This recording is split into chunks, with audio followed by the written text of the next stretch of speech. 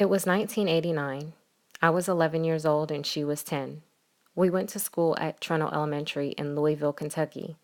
As I wrote this, a flood of memories came back to me that I have suppressed for 27 years. This has been hard for me because Shanda was my first kiss. Unlike so many other girls who have had their first kiss experience with a boy, this was not the case for me. When I met Shanda, I thought she was beautiful. I didn't have an attraction to her at first. At that time, I was still trying to figure out my sexuality. I stayed the night a few times with her during that following summer. Then I found out she moved and I was crushed. I never got to see her again. I moved on with my life and my family moved to Jeffersontown, Kentucky. I was 13 by this time.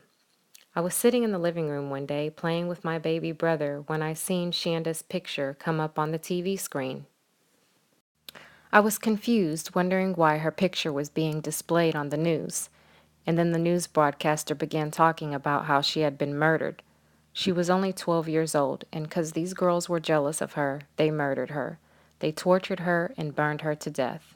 Her case attracted international attention due to both the brutality of the murder and the young age of her killers.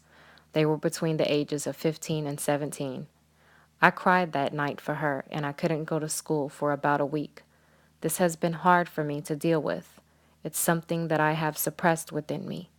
I am beginning to realize that I need to heal from this because I recognize that whenever I talk about her, I cry as if it just happened.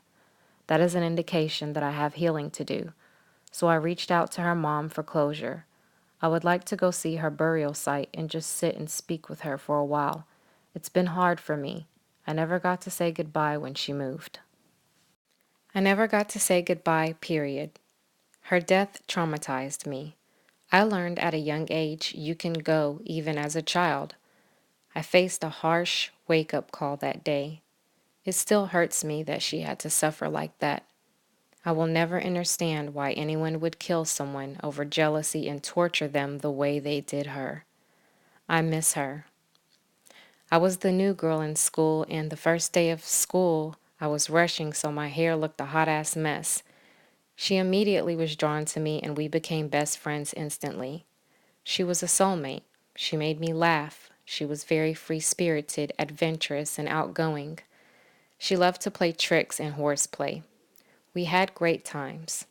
I will see her again in another lifetime, but this lifetime, I just need closure. Rest in peace, Shanda Renee Sharer.